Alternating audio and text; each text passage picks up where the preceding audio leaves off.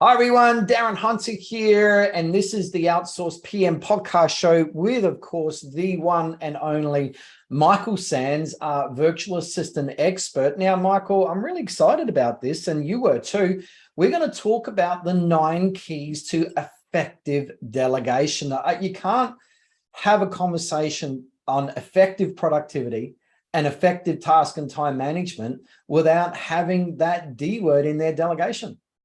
Yeah, it's one of the things that we see time and time again with people when they go to recruit physical staff in the office or when they go to outsource tasks and they want to get the task done efficiently and effectively. But there are key elements of when they go to delegate that are missed, and it just sets up for failure. So I guess, this is a good strategy session to go through over what you need to do to make sure you can delegate successfully. And I think these are awesome keys that you've come up with. The key that you said there was effective and efficiently delegating tasks. A lot of people that delegate tasks and do them completely wrong and end up with problems like, I'd rather just do it myself, all those sorts of things. And it just causes such a bottleneck, doesn't it? And it causes burnout. If we're not effectively delegating, everyone, you can't get to higher, more dollar productive tasks. And you're going to burn out if you're just going to not delegate.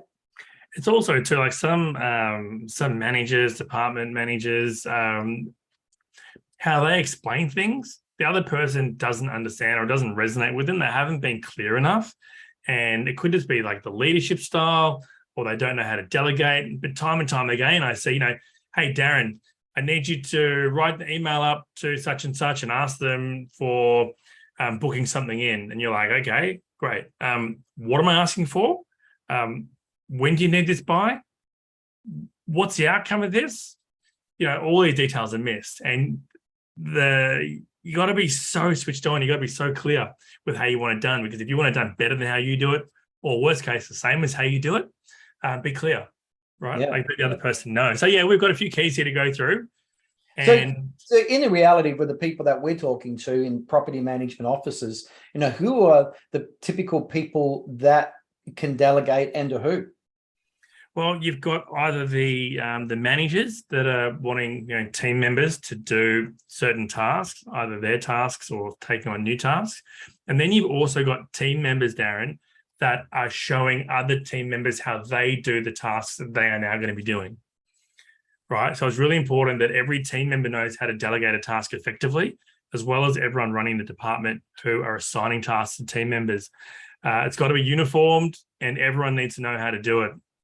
Yeah, absolutely. And I would, if we weren't practicing these things ourselves, Michael, we would be in such a bad place. And IGT and Teams by Design wouldn't be able to operate on the levels that we do unless we're delegating so much stuff to our team of people. I mean, we've got executive virtual assistants, we've got virtual assistants as well, we've got marketing assistants, we've got all sorts of assistants doing that. Of course, they're based in the Philippines, so we've got a very big virtual assistants team. But in an office, it could be a property manager to a property manager assistant, certainly a property manager to a virtual assistant. It could be a boss to their executive assistant. But delegation is really important, and it really comes down to this very, very simple principle. If you can get someone else to do that same task at a much less cost per hour than what you can do, you should be delegating that all day, every day, and be willing to pay that amount. If something we did in our last podcast episode, it's going to cost $50 an hour for a property manager to do something, that's the full cost, base salary, plus all the pluses with superannuation, work cover, all of the operational costs on top of that. It's about $50 an hour. And if you can delegate it to a virtual assistant who's costing a third of that, go and listen to that last podcast episode, the cost of an employee and the cost of a desk. You need to be getting good at the art of delegation. So Michael, let's get this underway. What's the first effective key for delegation? Well, the first one where you'd start is know the task or the tasks that need to be delegated, right? Know which ones. Don't be vague. If you've got 10, 3, 5, know which ones. As you know, not every task can be delegated, especially if you're delegating to outsourced abroad, like in the Philippines. You're not going to outsource something physical to them. Work out the importance of the task, whether it's something that can only be done by senior management, like income producing customer service. Generally, Darren, the start place would be the admin tasks, right? The non-income producing tasks. So know the task and be very clear about which ones you want to delegate. Yeah, cool. And what's number 2? So the second one, moving on from that, you've got to work out, play to people's strengths, right? Work out which team member could absorb the work and also give it the best opportunity to be delegated effectively. I say this all the time. If you've got a creative task, Darren, you're not going to give that to your accountant to work out a social media strategy and calendar. So make sure you're giving the task and delegating it to the right team member. Each team member you have should be assessed for what their strengths and weaknesses are. Some people resonate better with certain tasks, be that analytical, be that creative.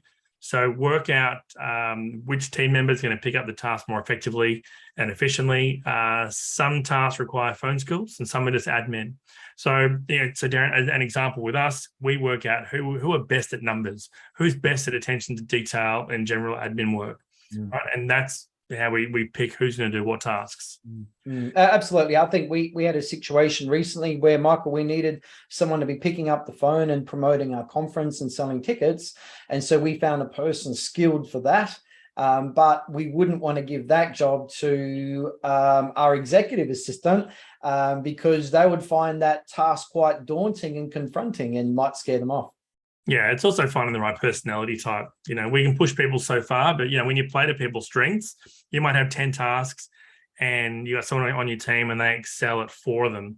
They totally own it. I would give them those 4 tasks and then find someone else to handle the other 6, focus on the strengths. I guess moving on from that one, so the next point, number 3, would be defining the actual task and what the outcome is.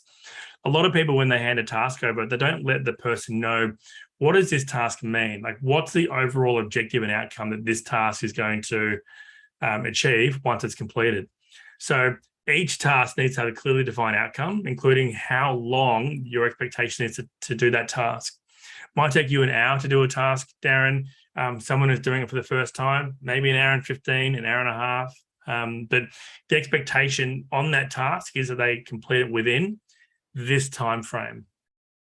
The first time someone tries a task, obviously, like I said, it's going to take them a bit longer to do it, but explain to the person why it's important this task is completed. And it could be receiving rent, it could be doing arrears, it could be, running the maintenance to the business. It could be doing the leases and the lease renewals, explaining the accuracy to the date, how you want the starting date and the ending date to be, why that is so important and why we can't afford to make a mistake with things like dates and dollars.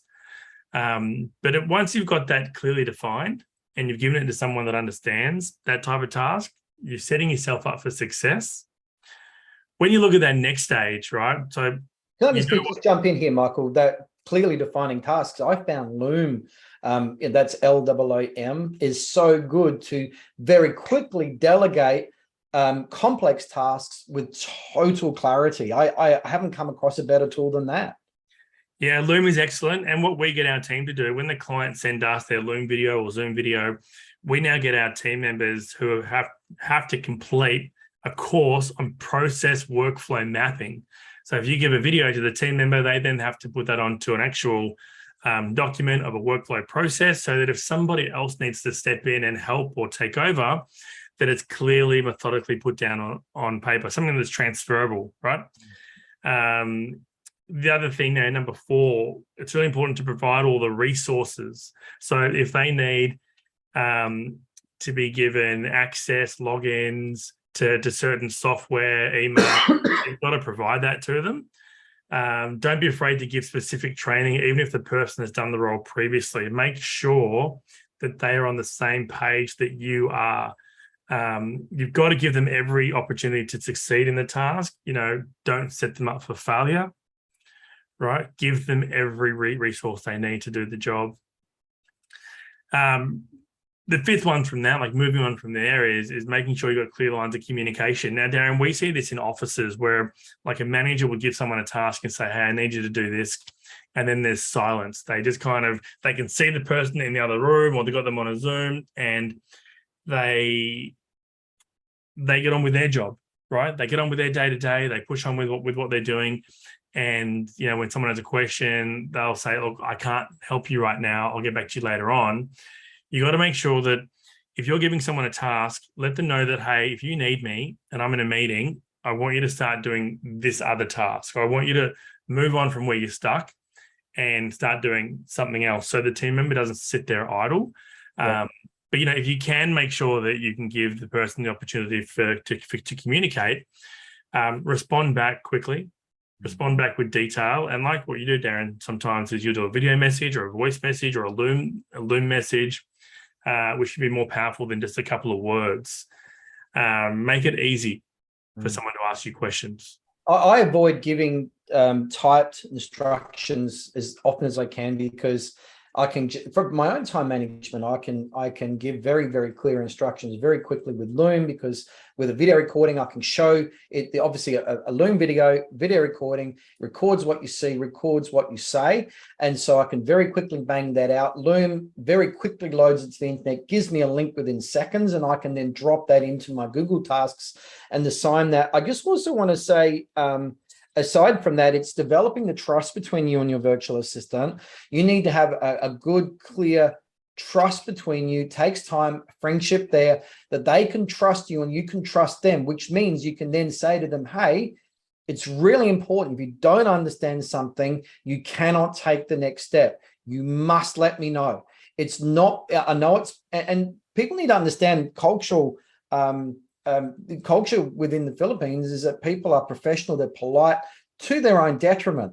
And so they will nod their head up and down that they understand something when they don't, because they don't want to disappoint you, not realizing they're making the job difficult for themselves and for you by not putting their hand up and say, hey, I still need help in understanding this. So to get past that, you're just going to have the trust with the person and say, hey, you've got to tell me, otherwise we're going to have this problem and this problem and this problem, and really talk about the consequences of what not understanding something can do and cause a bigger problem. So they get a full understanding that it's much easier to put their hand up and say, hey, I don't understand. But also, Michael, what I found with this giving clear lines of communication, because I'm doing so much task delegation, rapid fire to my staff, using Loom and tasks like that, I've got to have a meeting with them. And once a week, we have a task meeting where I simply just go and I look at what I call the reds. I only talk about the reds, and they're the dates of the task that I've set a date on a task with a guideline to when it needs to be finished. Any of those dates that are yesterday and before that come up red, and I just talk about those. And it gives me that touch point with our staff. We can talk about the tasks there. They feel like they're heard, any problems here. And it just keeps me, just in touch with the pulse of our staff by having those weekly task meetings and to go through any issues.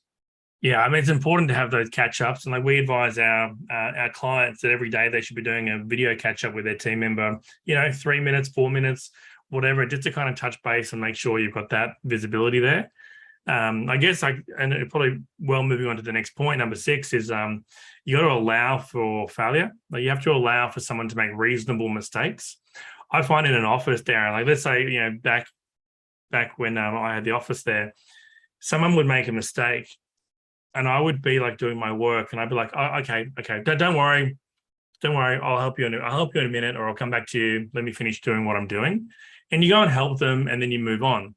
But I find like when you outsource, if someone makes a mistake, people are really like, they're less forgiving. They're like, oh, they made a mistake.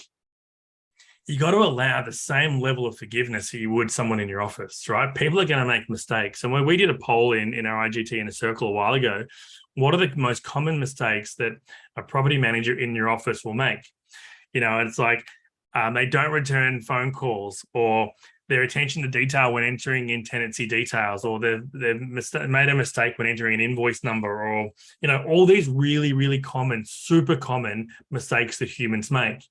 And then I find that when a VA makes a mistake exactly like that, oh, I can't believe it, incompetence. But that's not the case. It's just that we treat people differently when we can't see them. So you got to allow, when you are delegating the task, you got to allow for failure and reasonable mistakes. Failing a task, making a mistake, may also show someone that the task can be done better or more efficiently. Like if someone's following your step by step and they make a mistake, it may not be the best way for the task to be done, or they've just made an actual mistake. Acknowledge it, let them learn from it, write it down. I would always add mistakes into like an FAQ, how to avoid something. But even the most experienced people make mistakes. Like, I mean, Dennis, he makes mistakes. And we'll find out if he listens to this podcast, right? Dennis, if you're listening to this podcast, let everyone know what mistakes you make from time to time. But don't have the mindset that as soon as your VA makes a mistake, they become a third-party contractor. They are part of your team. They're part of your family. So, and I also find too, when you make a mistake, well, to err is human, but you make a mistake, you learn from it. Yeah, absolutely. All right, well, let's move on. You've got the next one here is being patient. Yes, I guess like with everyone, you got to be patient. And this comes down to personality too, Darren. Like some people don't have the patience to be understanding. They just, it could be like we see like a lot of the business owners that are sales focused. They don't have any time for errors or mistakes or patience. It's either, I need this now, help me now. Why hasn't this been done now? But if we go back to the other points on delegation, if you have an understanding of how long something will take to do, then you got to be understanding that it is going to take that amount of time. Now, we use time tracking software and we can see how long tasks take, but a lot of offices don't actually do that. They don't actually see how long their teams spend on certain tasks. They just kind of give enough rope. Allow your team member time to become comfortable with the task. There is that time to work out that the task is gelling. Don't micromanage. So don't give a task and then, Darren, you okay? You okay, Darren? Darren, you okay? What are you, Darren, I can't see what you're doing. Darren, I saw on your screen, allow them time to become familiar and do the task. Like I said before, if someone makes an error, have an error logbook. You're not trying to say, hey, Darren, you're making this error repetitiously. Darren, this is the task you did before. This is the error point that you got to. This is how you can do it if you reach this error point, right? It sounds crazy, write an error log report, but it saves you time, right? It's a reference point that someone can go back to before they come to you and say, hey, I've got a problem. But you've come up with the term time banking. Yeah, I mean, time banking we use, it takes you 1 hour to do a particular task, might take you 10 hours to train somebody on that task. After the 10 hours of them doing that task on their own, you now have 1 hour a day back of time to focus on income producing and customer service. Got to remember too, like you're delegating this task so that you or someone else in your team can focus on high level tasks. If you're giving a task to a VA, they're generally low to medium level tasks. So you can do the most important. Don't focus on, they've made a mistake, I'm going to take this task back. No, show them where they went wrong and how they can do it right the next time so that you can get back on and focus on the high income producing tasks, right? If you focus on all the low dollar producing tasks, like Darren was talking about before, $50 an hour is that average cost for a property manager to do a task. Have them focusing on income producing, right? Let your admin do admin. But I think that everyone should have an errors report, like in form of an FAQ. Yeah, absolutely. All right, let's move on. Sharing feedback, point number 8. I think it's really important that we talk about sharing feedback because we see a lot of feedback given as one directional. Darren, you did this task. Yeah, I was okay. I was happy with it. Next time, do it like this or try this. What you want to encourage with any team member is to share the feedback. So yes, share your feedback, how you thought the task went and what you'd like to see next time, but have the team member share their feedback on maybe how you delegated the task, what the task objective was, how they felt the task went, what do they think could be done differently next time, if there's any suggestions there, right? Because they're doing the task. And again, they might be experienced and an expert in their field. Listen to what they have to say. It also avoids disgruntled or, if someone isn't happy or they're sitting on something that they're not happy with, let them voice it, share their concern. That is the best time to do it. And share feedback regularly and consistently. Don't wait for like a weekly meeting or a monthly meeting to kind of go over feedback. Once somebody's done the task that you've delegated to them, get some live feedback, because why wait? Why wait if they've done an error for talk to them 7 days later about it? Right? Get on it straight away.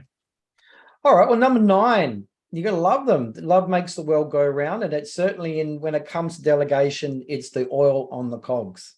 Yeah, don't be afraid to shower praise on people. Like, give people recognition. And even if they're struggling, let them know that you're there to support them. Just because you can't see them doesn't mean they don't want to be praised or recognized. And I think sight unseen normally means that they do lose some of that attention.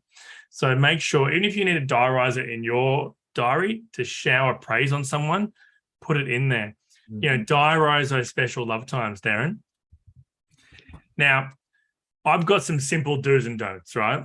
Just simple. And if you were to kind of break all this down and just take these tips away for the do's and don'ts, then fantastic. But what you do want to do is make sure you allow space to learn, right? Really important that whoever you delegate tasks to, allow them space to learn. Second thing is to communicate effectively. I know we spoke about communication before, being clear. Make sure you communicate effectively. Third thing is to treat your team member as part of your team family. Give them the respect, the love, be courteous. They'll do the same, but you have to do that. They're the 3 do's. Now, the 3 don'ts when delegating: don't micromanage. You're going to lose the team member. They're going to lose faith in you for micromanaging. Don't ignore them. Do not ignore them. Make sure that you respond when they've got questions in an adequate and reasonable time frame. Don't speak poorly or down to them. This is for someone in your office or someone out of your office. Like, do not speak lower to anybody. Very, very important. So they're the 3 do's and the 3 don'ts for you to take away. All right. If you live by that, you're going to have a good working relationship with your team member. So, Michael, I think we've really gone through the 9 keys of effective delegation, particularly, in our context, by using virtual assistants. If people are thinking about hiring a virtual assistant, just want to talk to you, maybe they've got some mindset issues around it. What's the best thing that they can do to reach out to you? How can they get in contact? Yeah, just go to teamsbydesign.com, contact us, drop us a message, and we will book a time in to catch up with you. Yeah. And for 30 different tasks that can be easily delegated to a virtual assistant, so you're not doing them in the office, with your very expensive $50 an hour property managers in the office. And of course, go to our last podcast for the cost of that and how we broke that down.